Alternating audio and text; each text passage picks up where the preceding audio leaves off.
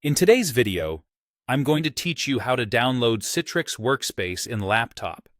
By the end, you'll know exactly where to go, what to click, and how to start the installer on both Windows and Mac without getting tripped up by confusing links or files.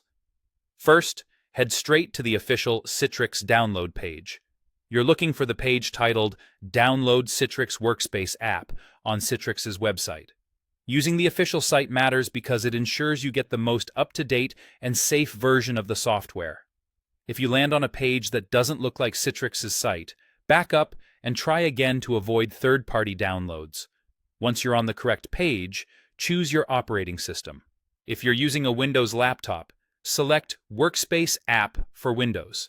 If you're on a Mac, select Workspace app for Mac. This choice makes sure you get the installer that matches your device and prevents compatibility issues during setup. Next, click the Download button. It may say, Download Citrix Workspace app for Windows, or Download Citrix Workspace app for Mac, depending on what you selected. Your browser will begin downloading the installer file. On Windows, this will typically be a.exe file. On Mac, you'll get a DMG file. If your browser asks where to save it, pick a location you can find easily, like the Downloads folder. Give the download a moment to finish. The time it takes can vary depending on your connection. While it's downloading, avoid interrupting the process by closing your browser or putting your laptop to sleep. When the download is complete, open the installer. On Windows, locate the exe file you just downloaded and run it. You may see a security or user account control prompt.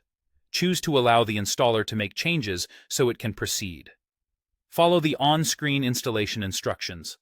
It's usually best to accept the default options unless you have a specific reason to change them. On a Mac, double-click the .dmg file to open it, then run the installer inside. Follow the prompts in the installation window. If you're asked to confirm that you want to open a file downloaded from the internet, approve it since it came from the official Citrix site.